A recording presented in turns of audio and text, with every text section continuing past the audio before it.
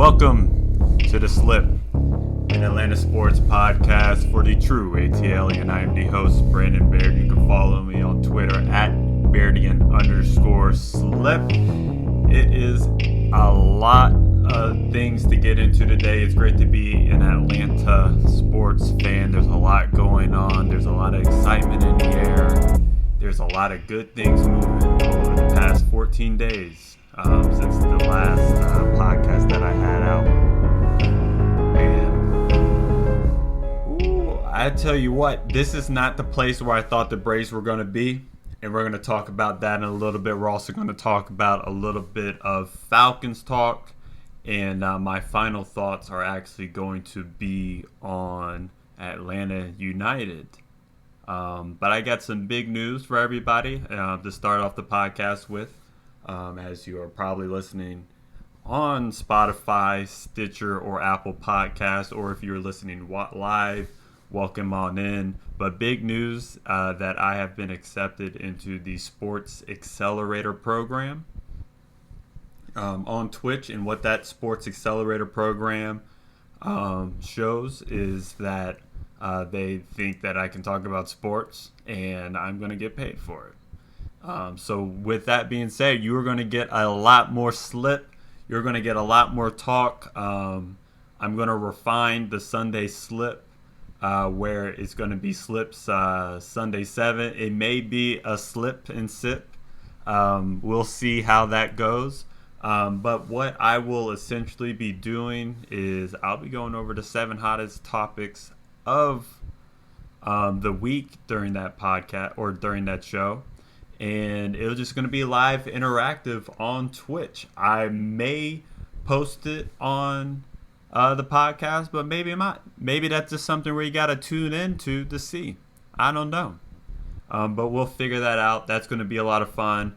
And then I also am thinking about just having a little bit of a just chatting where I want the viewers, my people in the chat, I want y'all to ask me questions. I want to hear y'all's hot takes. I want to hear where y'all's mindset is at, and I want to get down with that.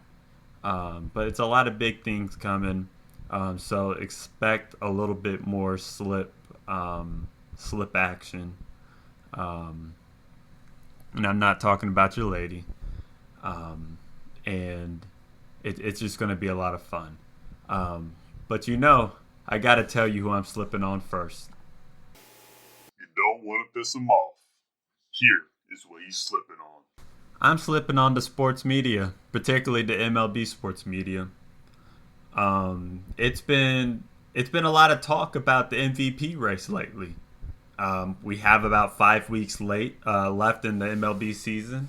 And with 5 weeks left in the MLB season means, of course, that people are going to be like, who has been the best player in each league? Of course, the favorite right now in the American League is Shohei Ohtani, who's a modern-day Babe Ruth, but a little bit better in terms of pitching and hitting in one season. I'm not saying that he's better than Babe Ruth, but what he's doing is very impressive. Followed by Vladdy in the AL, but in the NL, you have Tatis, who's a clear favorite, and it's about 3 or 4 names under him that are also getting some consideration, because if Tatis cannot stay healthy, he will not get the MVP. There is a certain amount of at-bats that you have to get, and if he doesn't meet that threshold, he's not going to be able to qualify for the MVP. However, even if he does qualify for the MVP and he still is injured, or the Padres don't make the playoffs, that is going to hurt Tatis' chances of getting the MVP. Now, you're probably wondering, hey, Slip, why are you talking about national information when this is supposed to be an Atlanta sports show? Why aren't you talking about Atlanta sports? Well, it's because I'm slipping on the MLB media because they aren't getting my man Austin Riley enough consideration for the MVP. And I know y'all seen the tweets out there. I know y'all saw my poll. And this was over the weekend where I had a poll comparison that compared 2 players. And if most of y'all had not figured out by now, those two players that I said that were in those polls was Bryce Harper and Austin Riley. Over 80% of the people that voted in that poll said that Austin Riley was the person that they would choose as MVP over the other person, over Bryce Harper. So tell me why Bryce Harper is getting more recognition.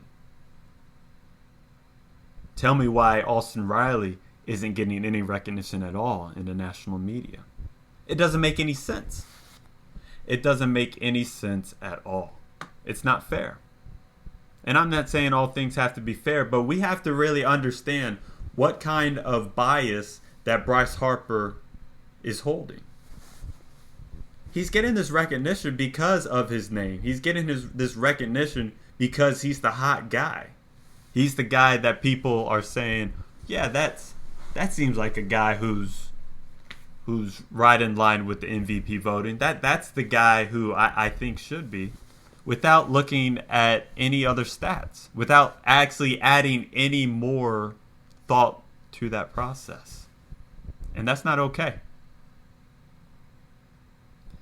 Because at the end of the day, you have to look at who is most valuable for their team, and you have to look at how their team is performing. You really do. And if you look at how the Braves are performing, they're performing pretty well right now. They've hung around for a long time. And you look at the Phillies, they've been mediocre, and they've continued to be mediocre. And you know who's been mediocre as well? Bryce Harper. And the only reason his name was in the talk for MVP over the past, I'd say, week or 2 weeks is because he had one really good week. He had one really good week. And if one really good week is just going to be able to propel yourself into the MVP talk, then what are we really doing here? Are we really evaluating people for the whole season? Are we actually evaluating people for what they have contributed to their team over the whole season? Which Austin Riley, after a very slow start, has really kicked it up, has hit over 330, has had a crazy amount of power in that span. But they aren't going to give him that recognition because that name's not hot. So I'm slipping on you, MLB media, and it's probably not going to be the last time, because this is the same mistake that y'all make time and time again, that you're all good when it comes to the hot player that you like, but when it really comes down to it, you actually aren't diving deep into what you need to know. You aren't diving deep into the actual facts that make a player an MVP candidate. And that's who I'm slipping on. You're listening to The Slip with Brandon Baird. All right, it's time for some Braves talk. And a couple weeks ago, I said it actually was a good feeling to finally do some Braves talk. And then they did some shit that I didn't even think that was even possible. They went on a 9-game road winning streak, and they tied a record. They tied the second place record for most road wins at 12. A streak that started against the Cardinals, carried over to Washington, or it was in Washington, and then carried over to the Orioles, carried over to some other teams. I can't remember the teams that they played. Anyway, they won 12 straight road games. They had won 16 out of 18, and more recently 9 straight. This propelled the Braves from being 5 games back, and then 2.5 weeks later being 4.5 games up. And even losing to the Yankees, those other NL East teams like the Phillies and those other NL East teams such as the Mets. Papa, thank you for the sub to Ronnie. Those other teams weren't able to catch up. As we stand right now on Wednesday, August 25th, the Braves are 4.5 games up again on Philly, and they're 6.5 ahead of the Mets. They are finally playing the Braves baseball that they need to be playing. They're finally showing that they could be a team that can actually win. Now, that's good and all. But now they need to show that they're a team that can actually be dangerous in the playoffs. Because the postseason for this Atlanta Braves team that has won 3 straight division titles is what really matters. Now, we can say that Ronald Acuna, who just got to get the sub, is hurt. Okay. Well, there's a lot of other ball players that are just as good. There's a lot of other ball players that are contributing to this team right now and are actively the ones that are contributing to this current streak that they are on, this current winning trend that they are on. And they can show this over the next 3 series that they're playing. Now, they stumbled a little bit against the Yankees. However, I do feel like overall they played well. I don't think that they were overmatched by the Yankees. The Yankees just outplayed them. However, this next series against the Giants, this next series against San Diego, where they also have to finish a suspended game from a couple months ago, and this next series against the Dodgers are going to be the true test of this team's character. Now, they had their character tested a lot over this past year, because this team is a team that couldn't get above 500 until earlier this month. They had lost 10 straight games when they reached 500. If you ask me what kind of team that looks like, that's a team that looks like a mediocre team. That's a team that doesn't look like they're going to make it to the playoffs. Now, they're looking like a team that's going to make it to the postseason.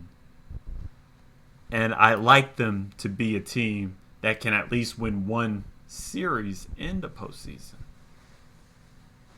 And they are a team that I think can surprise people. They have the pitching.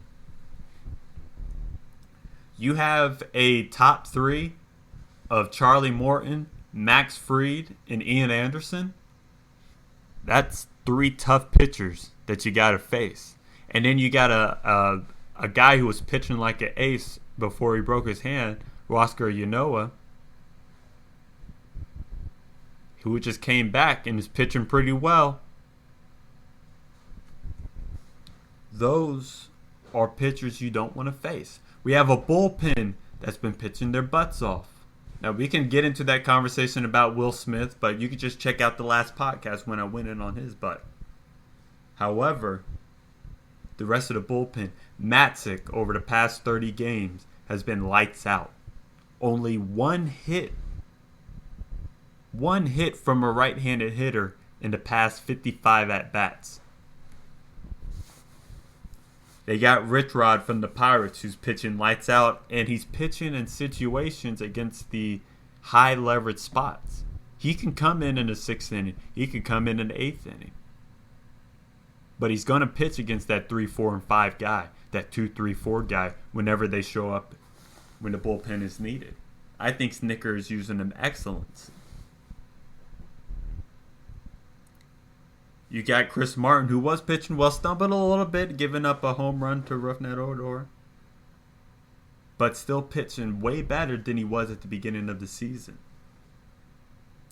Will Smith is still getting saves.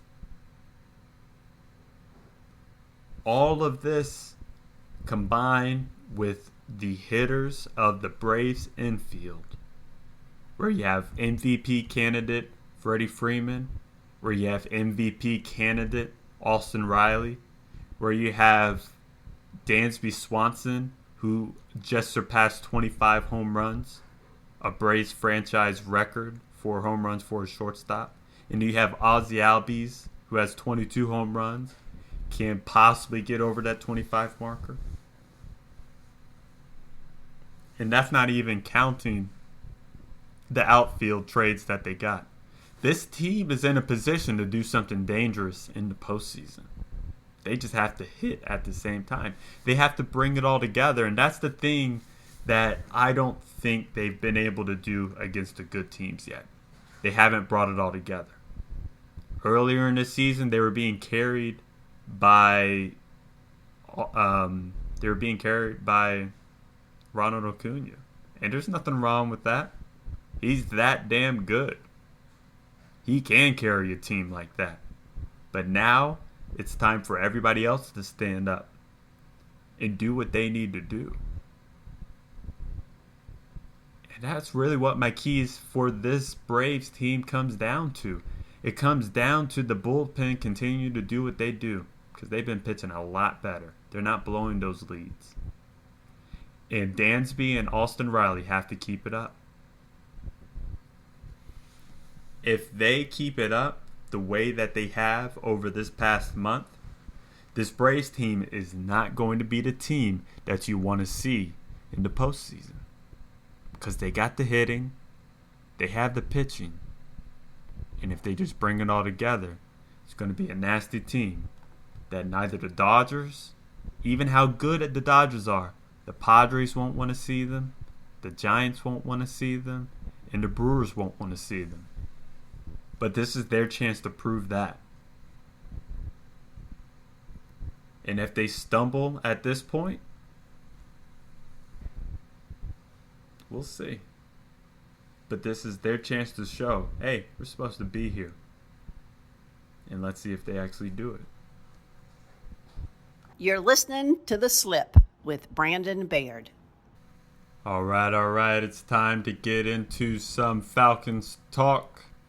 And we are still creeping up to the first game of the season. You know, we have the Falcons preview show with the Slip with my brother Mike Clayton. That will be coming up within the next week or two. That's going to be exciting. I'm really excited about this season. I think that this team can do something. And the first two preseason games have been absolutely unwatchable. They've just been uneventful. And part of that is largely because they aren't starting the starters right now. They aren't playing them. They aren't even playing them for like a series, and that's fine. I guess you do have a lot of talent that you need to assess within those backups now that you only have 3 preseason games instead of 4. But my goodness, man, with the Falcons having a new coach, they're going to have a new tight end that's supposed to be the new big weapon, and they have a new defensive coordinator. All of those things make you worry about what's going to happen. We have a whole bunch of unknowns. Now, Kyle Pitts apparently is tearing it up in Madden, and that's cool, but I want to see him tear it up on the damn field in real life. That's what I want to see. Because right now, I don't know what he's going to do. I think he's going to be good, but I want to see it. And it's that anxiety about not knowing what's going to happen. I just want to see it. Because he's going to have some big shoes to fill. I don't expect him to be some next coming of Julio Jones. I really don't. I think that would be unrealistic. Julio Jones is a Hall of Fame wide receiver, regardless of what he does the rest of his career. but the things he does in the rest of his career will probably only contribute more to a Hall of Fame career. But I don't need Pitts to do that. I don't need Calvin Ridley to be a Julio. What I need Calvin Ridley and Pitts to do is go out and be them. Because if they go out and be them,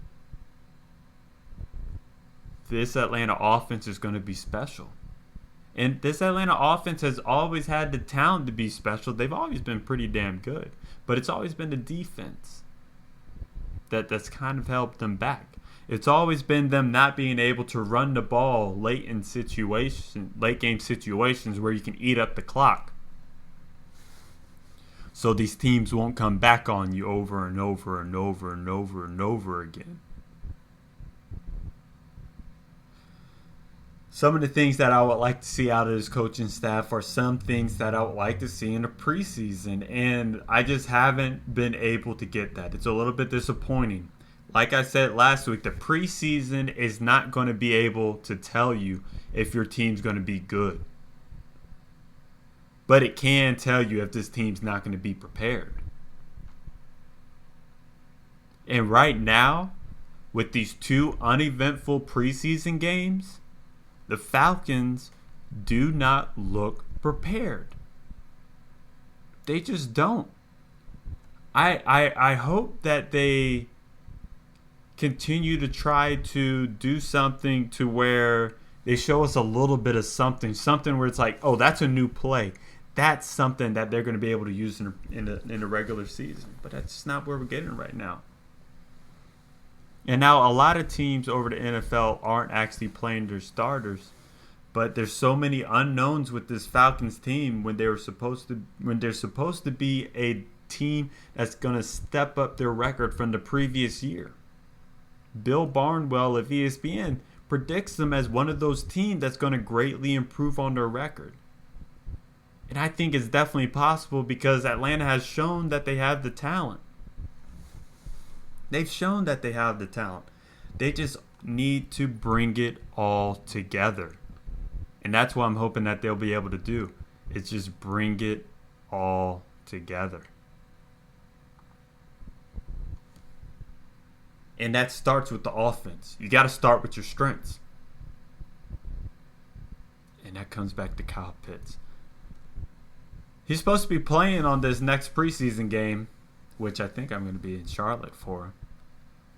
But if I see one catch, one first down for 13 yards, I ain't going to stop talking about that man. That's how eager I am to see this guy play. I'm just really excited for him. And this is that time to where you can have that excitement as a football fan. You can have that excitement to say, hey, man, this is the time where they're going to go out and actually do what they need to do. But it really all depends on how they carry out in this preseason game.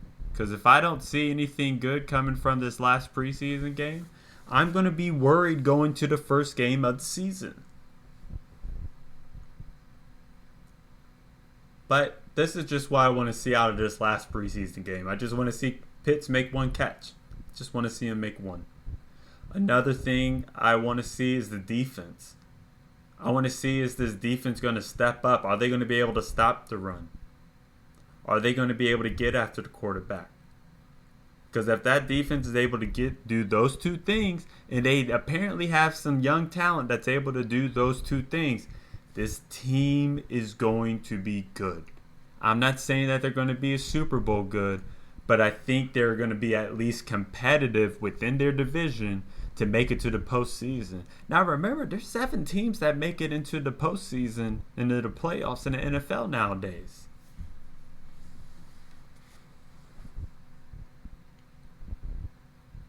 That means 9 teams don't.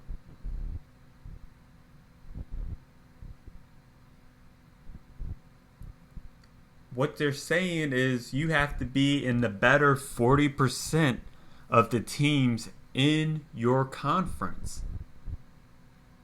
And I think it'd be greatly disappointing if the Falcons aren't able to reach that point.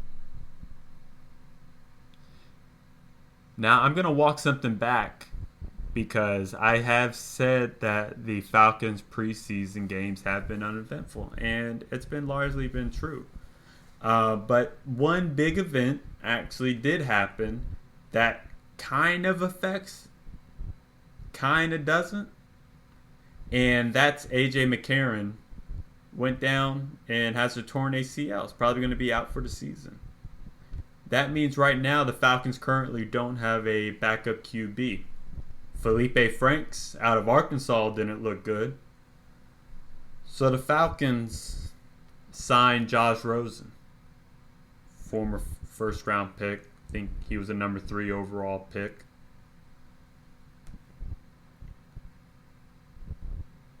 I like this signing.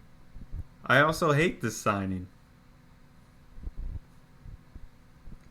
Because there's a lot of film that says that Josh Rosen is not an NFL quarterback. Is Arthur Smith, new head coach and offensive coordinator of the Falcons, going to be the one that's going to change him? Is he going to be the guy that's able to fix Josh Rosen? I don't know. At some point, these coaches got to stop believing that they're going to be able to fix every single bum that comes off the street. He's on the street for a reason. And this worries me. Because having a backup QB is just one of those things that you need. Because here's the thing. If your quarterback goes down for 5 or 6 games, you're probably not making the playoffs. It's just what it is. You're probably not making the playoffs. But if your starting QB goes down for 1 or 2 games, you want someone who's actually confident to step up in that role and actually have your team be competitive in those games.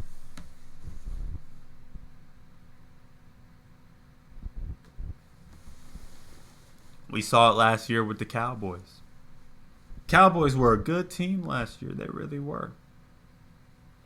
Dak was looking like an MVP. But then they had Andy Dalton and Ben DiNucci. And you saw what happened.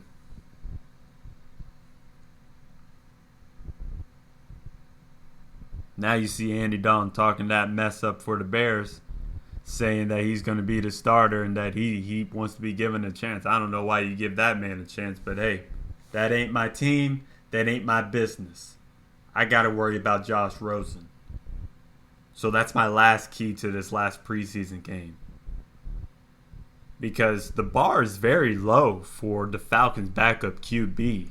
A.J. McCarron, when he was healthy, wasn't lighting things up and looked pretty awful. Felipe Franks scrambled for 50 yards, but I don't need him scrambling. I need him throwing the ball. And that's something that I haven't seen that he's been able to do. So I'm going to look for Josh Rosen to come in there and just show that he's able to complete some easy passes. Because it's something that Felipe Franks and A.J. McCarron were not able to do. Now I feel sorry for him because these 6'7" string QB or wide receivers that the Falcons are running out there are not good. Nobody wants that 4th and 5th string wide receiver spot right now. But Josh Rosen, he's a former first round pick. He was that pick for a reason. He was pretty good at UCLA. Or he was at USC. No, he was at UCLA. Sam Darnold was at USC. Josh Rosen's a smart guy, a really intelligent guy. Let's see if Arthur Smith is going to be able to change him and make him at least a commendable NFL QB as a backup. This is The Slip with Brandon Baird. Atlanta United is finally a team that's watchable after being unwatchable for the past year and a half. Gabriel Heinze and Frank DeBoer were 2 coaches that did not instill that same energy that the Atlanta United had. They had a certain energy back in 2017. They had a certain energy when they won the championship in 2018 that they had not had the past couple of years. Over the past month, some of that hope has been restored for Atlanta United. With Gabriel Heinze out and Gonzalo Pineda in, Atlanta United is looking up and looking like a team that can be reckoned again in the MLS. Gonzalo Pineda is a highly regarded assistant who has attacked for developing young talent and also understanding the MLS. That is the kind of coach that is different from the past hires that Darren Eales wanted. However, I think is a good foundation for what Atlanta United and the city of Atlanta's soccer scene needs moving forward. This has been the Slip, an Atlanta sports podcast for the true ATLian. I am, of course, the host, Brandon Baird. You can follow me on Twitter at Bairdian_slip. Please rate, subscribe, and review on Apple Podcasts, Spotify, and Stitcher Radio. I'll talk to y'all next week.